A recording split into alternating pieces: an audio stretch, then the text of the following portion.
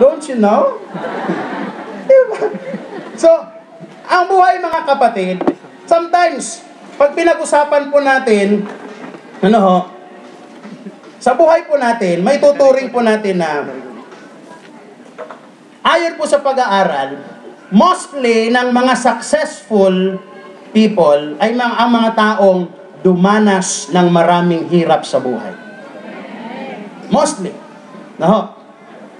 Bakit ho? Ayon po sa pag-aaral po sa Harvard, 80% na mga graduate po na mga may mga utak sa Harvard, binalikan nila 40 years ago, walang nangyari sa buhay pero matatalino. Pero inugat po nila yung mga mabababa. Yung iba po mga undergraduates, yung iba ho mabababa po sa klase, hindi po sila ganun nag-i-excel sa klase, pero napatunayan nila kung sino pa po yung mga mabababa po sa class, yun po ang mga nagtagumpay sa buhay. Hindi ko po ini-encourage na wag na kayong mag-aim sa inyo ng mga kabataan. Hindi ko sinasabing wag na kayong mag-aral.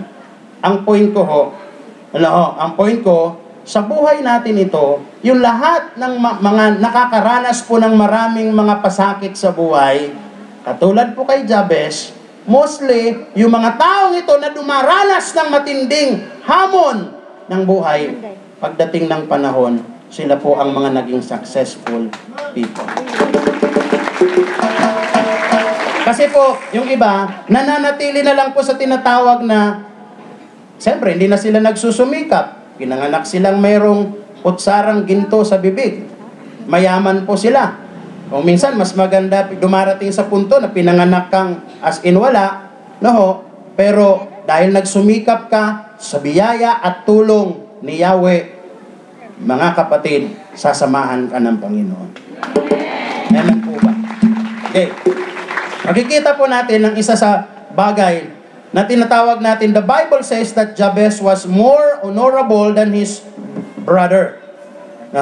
Naging honorable po siya sa lahat kasi pinili niyang huwag manatiling nakakahon ang kanyang buhay. So, dito makikita po natin, mas pinili po ni Jabez, sabing ganun, na siya po'y hindi po manatiling pobre. Alam niyo ang Diyos, sa totoo lang, hindi po tayo nilikha po niya na baon po, nakakulong sa isang kung anumang sitwasyon na meron po tayo. Ayaw ng Diyos na manatili ka dyan. Sometimes, kung ikaw ang titingin sa sarili mo, para sabi mo, wala na yata akong mararating sa buhay. Mali, mga kapatid. Pag ganyan ang pananaw mo, lalo mo lang ibinabaon ang sarili mo. Ang Diyos ay merong nakalaang na mas magandang kinabukasan sa bawat isa sa atin. Basahin nyo. Maaari sabi nyo, ganito na lang ako. Mayroon po, may nakalaan na magandang kinabukasan sa inyo. Amen po ba? Amen. Bakit hanggang ngayon, hindi pa dumadating yung Amerikano, mga kapatid? Higit pa sa Amerikano ang ibibigay sa iyo ni Lord. Binigyan ka nga ng Amerikano. O God naman. Ikaw pa yung umaalalay. Ay, walang wenta, mga kapatid. So, Jabez was more honorable kasi nagdesisyon siyang umalis sa kanyang box of inferiority. Pangalawa, we must to decide to pray to get out from our box. Sabi ng verse 10, na ginawa po ni Jabez cried out to the God of Israel. Sabi ganon, nag-ampo si Jabez sa Diyos sa Israel. Sabi niya ganon, nag-ampo. Ano ba nag-ampo? Pray. Sabi niya, nag-ampo si Jabez sa Diyos of Israel, panalini ako o Diyos, o hatagi akong dugang pang yuta. Sabi niya, Jabez cried out to God of Israel, O Lord, that you would bless me and enlarge my territory. Diba? It's a sort of prayer. Prayer stands for your decision in life. Amen po ba? Na maniwala ka sa lahat ng pag-ampu mo sa Ginoo, ang Diyos ay merong nakalaan na katugunan at kaganapan sa takdang panahon. No. Pag pinag-usapan po natin, paano ka nga naman aalis po, paano nga naman mag-i-enlarge yung territory mo kung nananatili ka sa box of your inferiority. It's your decision. No. Sa buhay po natin, mahalaga na yung ating pong buhay, no, hindi po dapat po natin ikinakahon, no, yung ating mga pangarap, hindi dapat natin ikinakahon para hindi po tayo lubusang makarating sa ating pupuntahan. Di po ba? Sa ninyo ho.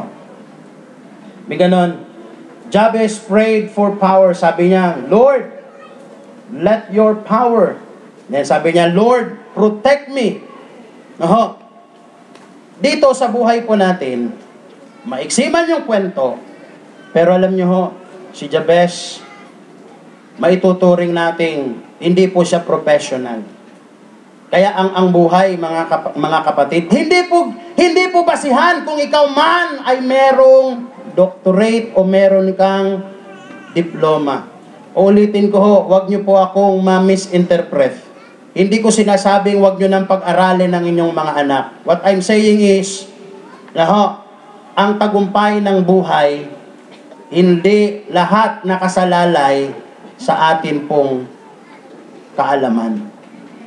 Ang lahat ng ating kaalaman, giya lamang po natin yan. It's just a sort of guide.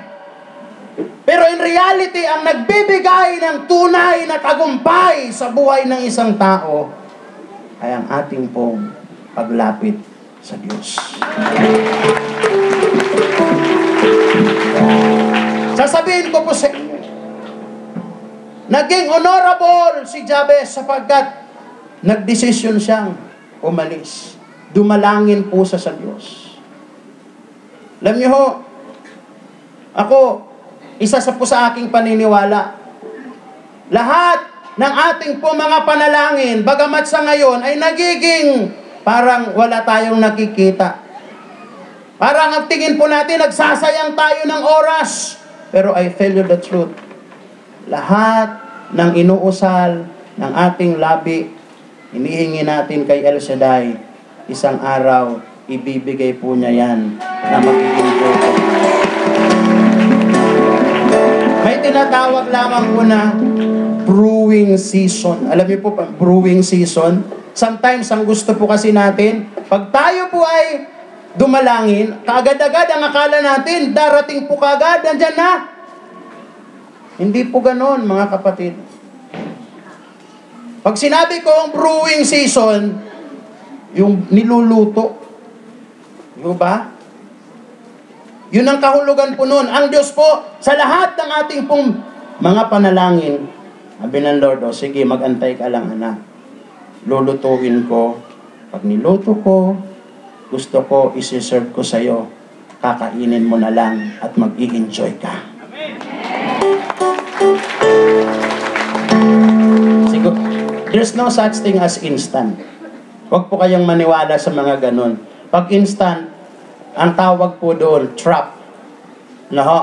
Or scam. Di ba, ang hilig na po natin ngayon sa mga instant. Kaya may instant noodles, instant mommy. Lahat instant. Minsan pa nga, instant asawa, instant anak. Gusto instant. So, ang buhay, hindi po dapat ginagawa nating instant. Kasi minsan, pag gusto nating maging instant, kapahamakan po ang nag-aantay po sa tao. Sa totoo lang. Yung iba pinagyayabang, nako, may kilala ako. Aking anak, nakapag-asawa ng hapon. Lumipas po ang panahon. Wala nang sulat-sulat. Yakuza pa lang na pangasawa. Tinagtad ng pilong-pilo. pinadala sa Pilipinas at ginumoto na. Kapatid, wala sa kamay ng Hapon ang ating pong buhay. Isa lang ang alam ko, nasa kamay ng isang Hudyong karpintero. Yan ay walang iba, si Jesus. Amen po ba? Then, ganon, and last but not the least, we must believe that only God can set us free from the box of poverty. Only God can get out from the box of poverty. Bakit? Sabi nga ng verse 10, and God granted His request. No? Nung dumalangin siya, sabi niya, Lord, bless me indeed and enlarge my territory. Protect me, sabi niya, from harm. Sabi pa niyang ganun. Ano ho? Ilikay ako sa kadaot. Sabi niya, gindungog sa Diyos ang iyang pag-ampo. Ang Diyos pag tumugon, mga kapatid, nasa timing. Hindi po nangangahulugan na instant. No. Ang Biblia po, kinompress na lamang po yan para ipakita po sa atin ang isang mahabang kwento na pinaiksi na nagkaroon ng tinatawag na happily ever after. Ang Biblia po, magandang kwento. Mga naisulat po dyan, mga magagandang kwento. Kaya nga tinatawag natin yan narrative. Magagandang kwento na ang bandang dulo ng narrative, ano ho? Happily ever after. Kaya ako, walang ganang panuorin po yung mga pelikula ng mga Koreano at kanilang mga palabas na mga telenovela. Walang kwenta, bakit? Pagdating sa dulo, disaster. No? Kaya patok ang mga Pilipino yung telenovela ng mga Pilipino Kasi pagdating sa dulo, inaapi-api sa una, pagdating sa dulo, happily ever after. Ang Diyos ganun ho. Minsan ang dami nating nararanasan po sa buhay, pero hanggat nananatili tayo sa kamay ng Diyos, atin ang huling halakhak. Amen po ba? Sabi ganon, si Jabez po, he heard his prayer, the prayer of Jabez, and answered him by giving him all the things for which he prayed. Kikita po natin, ang kahirapan ay po pwede palang iwan kung gugustuhin lang ng tao. Sa totoo lang. Kaya, minsan, ang tunay raw po na mayaman na lugar, hindi po yung lugar po ng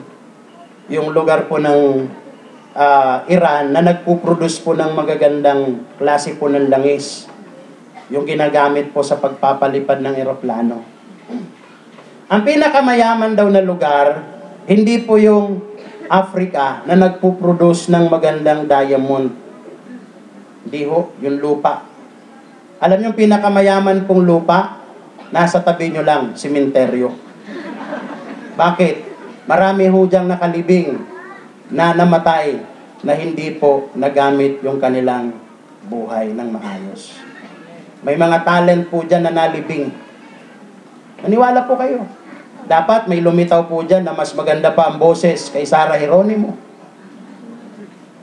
Dapat may lumitaw po dyan na mas magaling pa sana kay Leonardo da Vinci mag-painting. Kaya lang, maraming tao, sinasabi nila, hanggang dito na lang ako. Hindi ako nakatapos, hanggang dito na lang ako. Mali, mga kapatid. Mali. Kahit ganyan ang buhay po natin, nilikha tayo ng Diyos na punong-puno ng potensyal. Alam niyo po ba yun?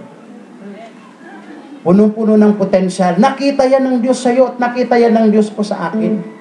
Alam niyo, sa totoo lang, kung ako titingnan kong sarili ko, hindi ako po pwedeng maging preacher. Kasi noon pa lang, pag ako po'y nagsasalita sa harapan ng maraming tao, sasabihin ko sa inyong katotohanan, lalo pag ganito na, kinakalam rin na po ang mga tuhod ko. Parang nilalagnat po ako na hindi ko alam kung maiihi ako o madudumi. Pero ang Diyos, bakit niya ako tinawag? Sinakita ng Diyos na magkagamit po niya ako. Amen po ba? E di kung hindi po niya ako tinawag, hindi po niya ako pinili, tapos na tayo sana ngayon. Wala nang nagdadaldal dito. Di ba? Makauwi na po sana kayo. But ito po ang sinasabi ko, ha, kapatid. Ang Diyos, Diyos na hindi niya tinitingnan kung ano man ang meron po tayong mga kahinaan. Basta't ang Diyos, tinawag ka niya, pinili ka niya, meron po siyang gagawin sa buhay niya. Sa buhay natin lahat. Pag sinabi natin enlarging the territory, expanding your life in God. Hindi ka mananatiling ganyan, maniwala po kayo. Hindi habang buhay ganyan ang buhay mo. Nilikha ka ng Diyos na punong-puno ng potensyal, punong-puno ng pagpapala. Hindi ka basta-bastang nilikha ng Diyos. Sa English pa, hindi ka just, mga kapatid. Ikaw ay kakaiba na nilalang ng Diyos. Minsan, ang bumabaon at kumakain ng ating pong tinatawag na pag-angat sa buhay, yung ating inferiority. Nilalamon po tayo dahil gusto natin doon na lang. Maraming tao po na gano'n. Wag. Akala ko nga rin noon ganyan ang buhay. Kapag pinag-usapan, mahirap na akong ipinanganak, mahirap na rin akong mamamatay. Hindi ho, mga kapatid. Ang buhay, isang araw, progressive. Kaya ako lagi kong sinasabi, malapit na akong yumaman. Kasi lahat ng money ngayon na nakita ko, nagsisiyaman na. Yumaman na si Manny Pangilinan, si Manny Villar, yumaman na. Si Manny Pacquiao, yumaman na. Ang susunod na Manny na yayaman, si Manny De Paz. Kaya ang susunod naman na yayaman, kayo mga kapatid, lahat ng mga payaman na pumalakpak. Amen po ba? Sa buhay po, pag ang Diyos ay nasa iyo, madali ho ang buhay na mapagpala ng Diyos eh. Mayroon po noon tinatawag, kung sa history kayo po ay magbabasa, may tinatawag po noong 1967, ang mga Hudyo dumanas po ng tinatawag po na 6-day war. 6-day war. No, yung pinaka 6-day war po nila, na pinagtulungan sila ng 6 na bansa ang Israel. 6, Egypt, Syria, Lebanon, basta mga Muslim world. And then, isang araw, kaya tinawag na 6-day war, maglo-launch na po ng pinaka gera ang Egypt, mangunguna. Alam niyo ho, ginawa po ng mga Hudyo, umaga pa lang, nag-aalmusal na yung mga piloto ng kanilang pang-warship, na mga warship, yung pang-aircraft. No ho, aalmusal, 7 o'clock in the morning, almusal yung mga piloto. Ito na ngayon, pinalipad na mga Hudyo yung kanilang mga eroplano, binomba lahat ng eroplano ng mga Egyptian, lahat ng mga bansa na magtutulong-tulong sa kanila, binomba, ubos lahat.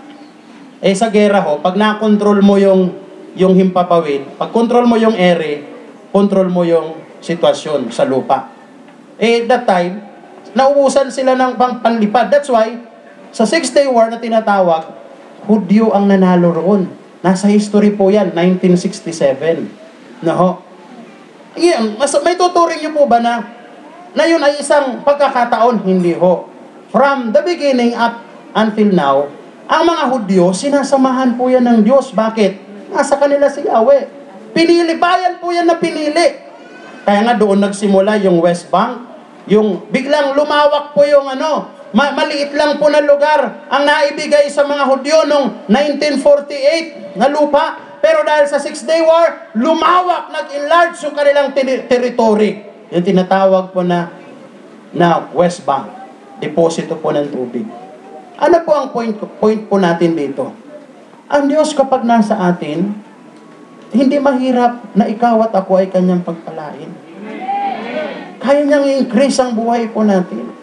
Alam yung panalangin ng mga Hudyo, ganito ang style nilang panalangin. Ginagamit po na rin sasabing, Lord, you said in your word. Lagi po yan silang ganon. Pag sila po ay nagpipray, ang isa po sa kanilang mga dinadalangin, ganito, yung prayer po sa Psalm chapter 2 verse 8. Nabila. No?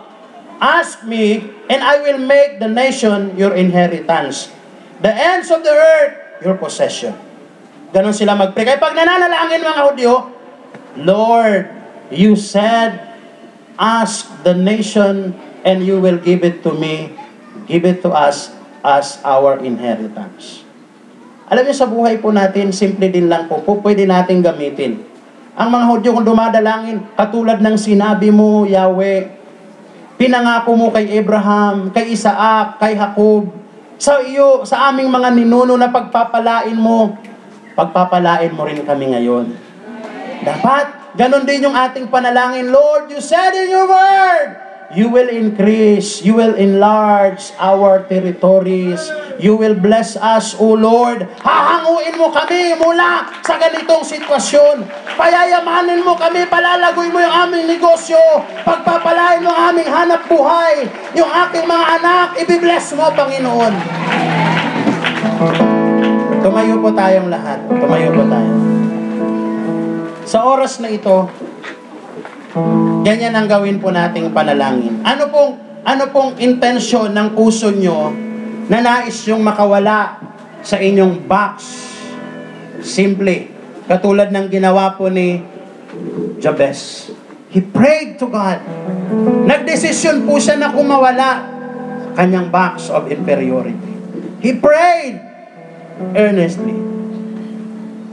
Sa oras na ito, ako'y naniniwala, walang pupunta rito na walang daladalang panalangin po sa Diyos.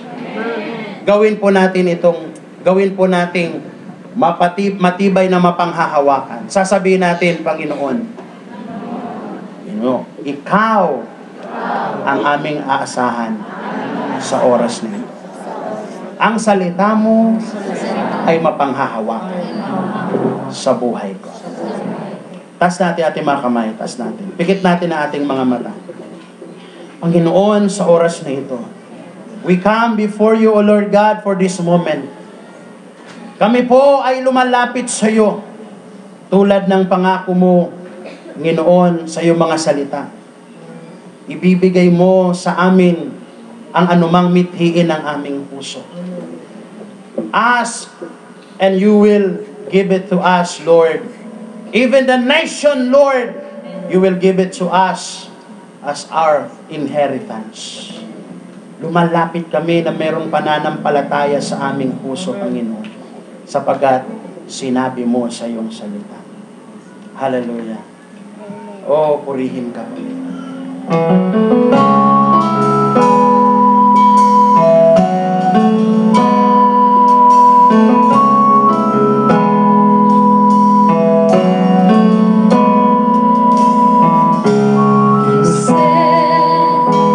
As and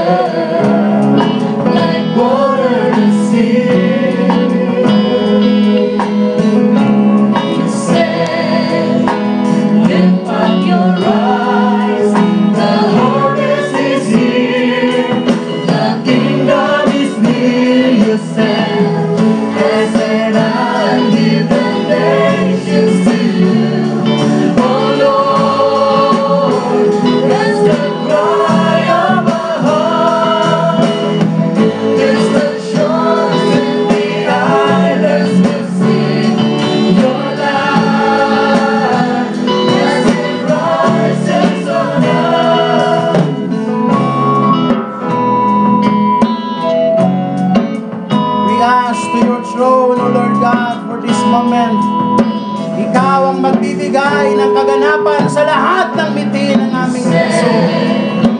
Glory will fill the earth like water the sea. Oh, Jesus. You said, lift up your eyes, the harvest is near, the kingdom is near. You said, and I give the nations to you, oh Lord. That's the cry of my heart. Distant shores and the islands will see your light as it rises on us. You said, as the God give the nations to you, oh Lord. That's the cry of my heart. Distant shores and the islands will see your light as it rises on us. You said, yes, and I'll give the nations to you, oh Lord. That's the cry of my heart. Distant shores and the islands will see your light as it rises on us. You said, and then I give the nations to you, oh Lord. That's the cry of my heart. Distant shores and the islands will see your light as it rises on us.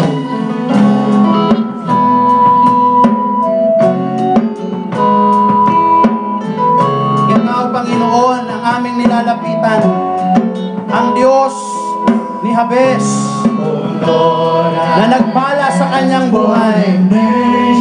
Ikaw ang Diyos na nagpapala sa bawat bansa na kumikilala sa iyo. oh Lord, Oh, hallelujah. yes, for the nation. Oh, Jesus.